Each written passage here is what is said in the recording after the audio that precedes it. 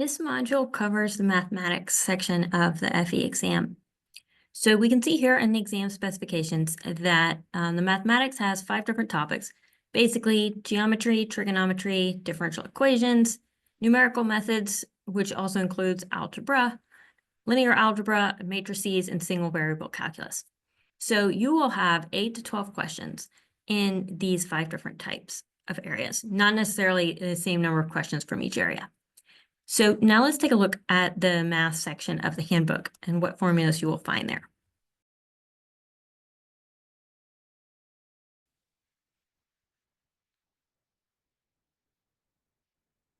So here's the math section. It starts out basically with different symbols, some sort of information that seems a little bit random. This section is about 30 pages long, so there is a ton of information in the math section, almost all of the equations that you would need.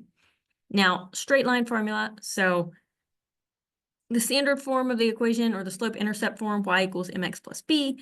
The other one is the point slope form. So you just need to be able to find slope and intercept and different coordinates along a line. The quadratic equation, be able to solve that, knowing that ax squared plus bx plus c equals 0, then be able to plug in. Your calculator, the calculator that's allowed on the FE exam does not automatically solve quadratic equations, so you want to make sure that you know how to use this formula. So then they have the sphere, the logarithms, there will probably be questions on that. So know how to navigate logarithms and know that you can't have a log of 0. Log of 0 is undefined. There are also some identities here as far as being able to do addition and multiplication and division and exponents. So complex numbers is the next area that you can have problems in. So a complex number form is basically like the polar form. So if you are splitting something up into x and y components, then you might see that as x and y as I hat and j hat directions, or as a scalar plus an imaginary number. So where the real part of the number represents the x component and the imaginary number, which would have a j or an I next to it, represents the vertical component. And similarly, for a polar coordinate system, you will have the x coordinate or the horizontal coordinate is the r cosine theta, and then the vertical coordinate is the r sine theta. So that's just basic trig. You can use Euler's identity here to switch between using polar form or standard form. Okay, so now trigonometry. So you can, if you have a right triangle, you want to know the standard right triangles like the 3, 4, 5 triangle or other variations on that. And then know that sine is opposite over hypotenuse, cosine is adjacent over hypotenuse, and then tangent is opposite over adjacent. So you need to be able to get, knowing one side and knowing the angle, you need to be able to get the other sides or vice versa. If you don't have a right triangle, so if there's no 90-degree angle, you would need to use law of sines and cosines to be able to find the missing angles and side lengths. This is just a page of trig identities, so you don't necessarily have to have the trig identities memorized. They've got them all here for you. You just need to be able to interpret these. Now for area and volume, these are helpful formulas for finding areas and volumes of basic shapes. So remember that the area is the two-dimensional view and the volume is if you spun this shape 360 degrees around one of its axes, then that would show what the volume is. This circular segment, an example of a circular segment here, this thing is called a chord, C-H-O-R-D. So the chord is what connects one end to the other end of the arc in a straight line.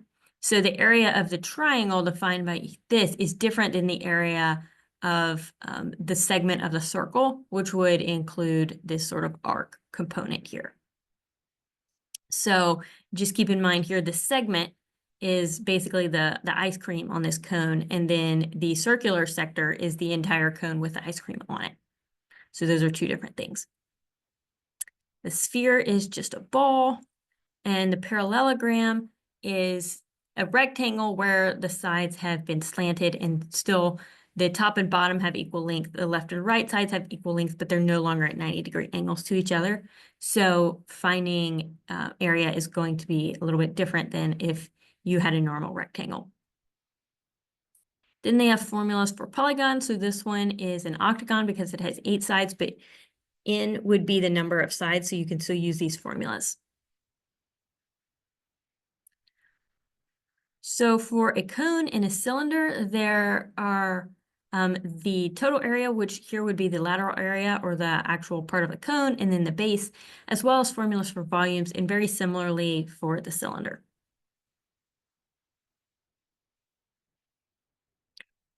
A paraboloid of revolution is when you basically have a parabola that is spun around the axis that is, in this case, the vertical axis, but just spun so that it makes a bowl. So here's the volume formula for that. And conic sections, and now this is getting into, again, the two-dimensional. So how do you characterize a parabola or an ellipsoid? Well, it is with the centers of basically where the focal points are, and then the different radii here. And a hyperbola is just sort of the opposite of a parabola. Then a circle is an ellipsoid that just has one radius, so that's more simple.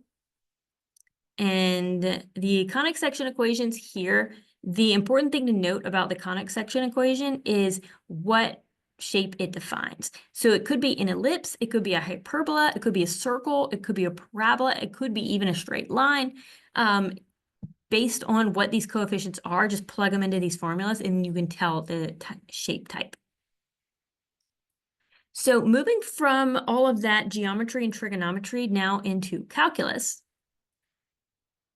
First, it has the derivative calculus, which is basically like the limits here, partial derivatives, test for minima and maxima. So remember, basically, if you set the derivative equal to 0, then if the second derivative is positive, then you're at a global minimum because it's concave up. If the second derivative is negative, then you're at a maximum because it's concave down. And then an inflection point would be sort of the transition point between a minimum and maximum. If it basically like it kind of levels off, but then it goes up on one side and down on the other. So the partial derivative is when you take the derivative of a function, treating only the variable in question as a variable. So del z del x, if z is a function of x and y, the partial derivative with respect to x would assume that x is the only variable and that y is actually just a constant. So then you would take the derivative of z that way, and that is the partial derivative with respect to x. Similarly, if you wanted to take the partial derivative with respect to y, you would pretend that y is the only variable and x is a constant. So this trying to find curvature, this is not used as much. And but L'Hopital's rule will probably be on there.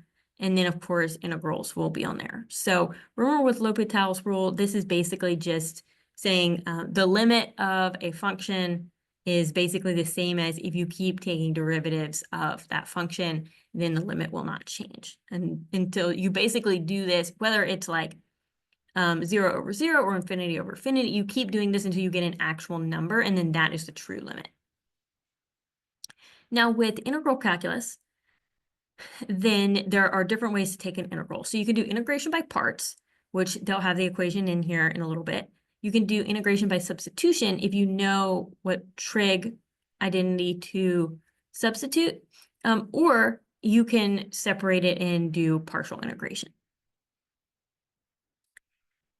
So here are derivative formulas.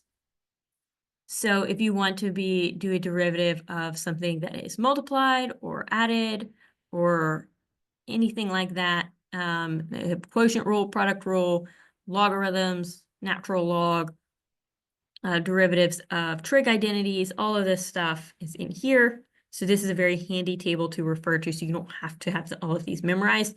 You just have to know to search for them. And then you can do Control F and find certain things, but it's not always super accurate. So if you don't find what you're looking for, then try typing it a little bit different way.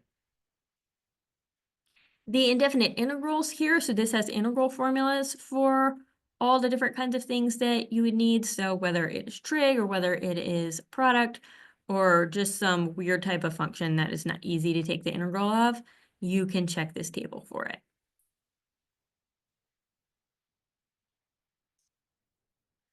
So progressions of series, this is not as big of a deal to know. They will not ask you as many questions on this because this is more kind of like how-to stuff, but if you need it, it is here. And then Taylor series, there might be something about, and that's basically just approximating a function as a lower order polynomial.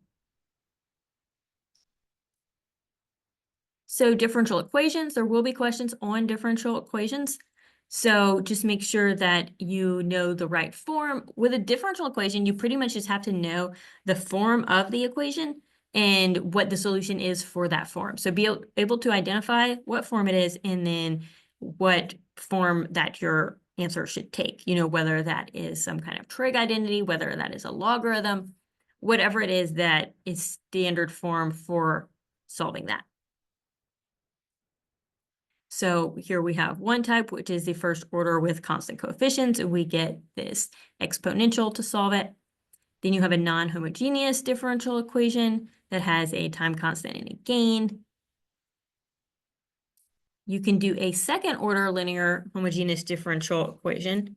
And so they have, you know, here is the form, and then you'll know that it will be another exponential, but it will be a polynomial multiplied by an exponential, including that constant.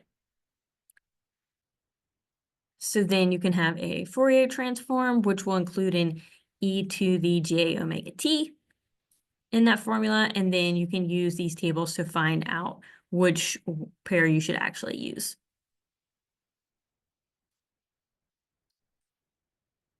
So for a Fourier series, they probably will not get into this very much. But if you need it, it's here.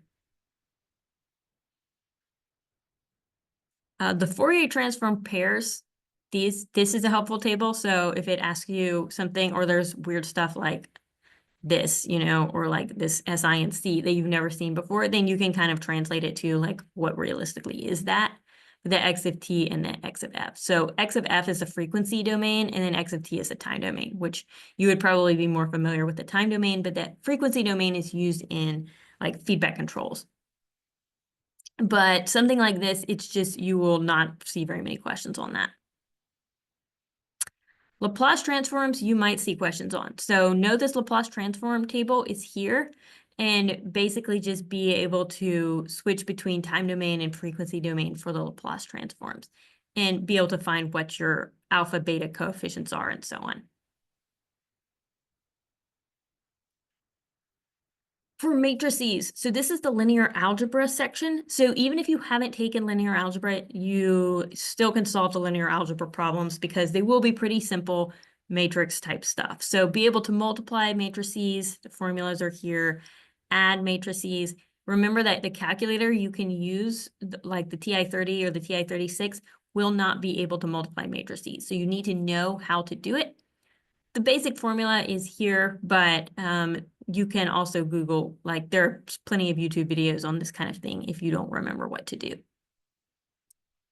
The identity matrix is a square matrix that has ones on the main diagonal and zeros everywhere else. So an example would be if we know that B is an identity matrix, then that would mean that H is 1, K is 1, and I and J are 0.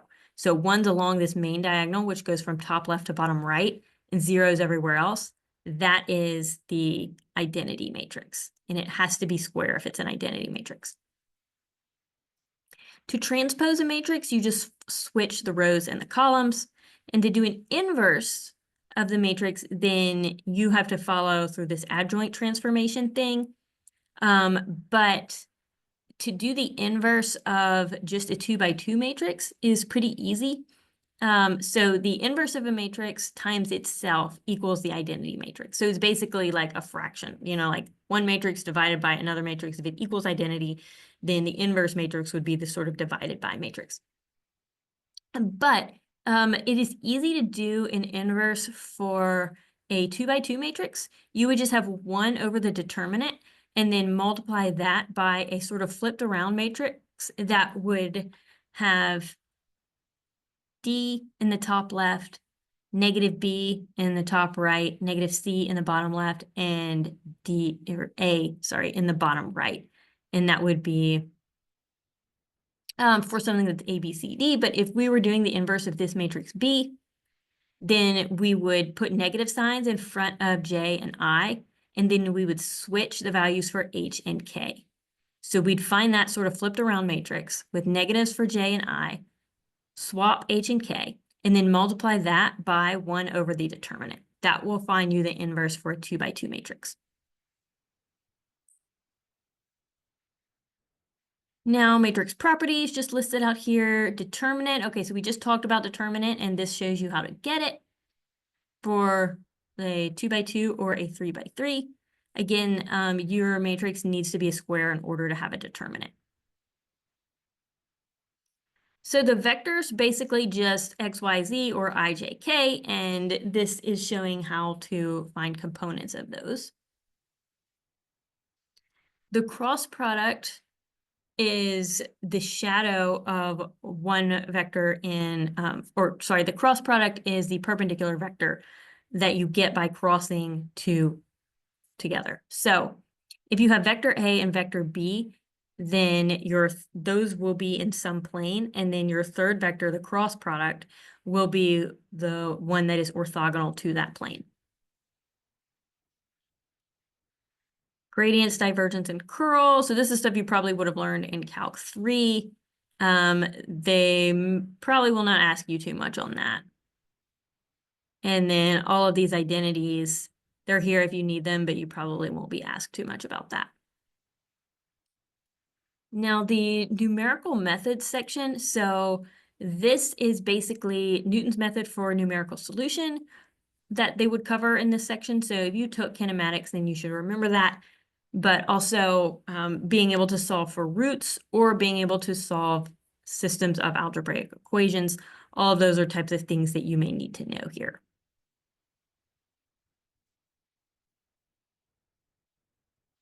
So the numerical integration is essentially Riemann sums. So that is approximating the area under a curve as a series of rectangles that are all added up. So this is what they're doing here. So this would be a forward rectangle. This would be trapezoids. This would be parabolas. You can kind of do whatever you want, but like the rectangle method is the most common. And then this here is Euler's approximation of solving a differential equation. So that comes to the end of the math section. Now, in the quiz for this week, you will have 8 to 12 questions in math, and you can use the handbook for it. So when you're solving the problem, if you don't know how to solve the problem, just Control F, whatever part it is of the handbook that you want to see. So let's say it asks you for the limit and you don't know what the limit of something is. So you would just Control F and type. So you can type limit like that. So there are 31 for limits, and so it will take us to one of those. Now we'd probably want to go backwards, but we have limit there. The other thing that you can type if you don't see what you need in that case is just type lim, because in some places limit is just abbreviated as lim. And so you can see here, we keep going, that we may find some additional ones. But anyway, so that got to all of the limit formulas. So anyway, you can just Control F and search for whatever you need. Let's see, let's take a look at the actual module. So I would just go in and take the practice quiz first, right off the bat. And then depending on how well you do on that, if you feel like you need to review more. Like if you got less than an 80% on that quiz, then you definitely need to go back and review because it'll take about a 70% to actually pass the FE, and you want all the points you can get. So if I were you, take this practice quiz once, then depending on how well you do, so if you get less than 80%, go back and review. There is a review video here with some problems worked out, and then you can take the practice quiz again. See, hopefully you score better on that. Hopefully you know how to work the problems. You know, you figured them out that you're having trouble with. Then go ahead and take the real quiz. So for the real quiz, you get only one attempt. And then after it, you will work the corrections. So upload your corrections for those. You can use whatever sources you need and no time limit to make corrections, and you'll get up to half credit back for that. So once you have finished the math quiz, then it will unlock the next module, which is probability and statistics.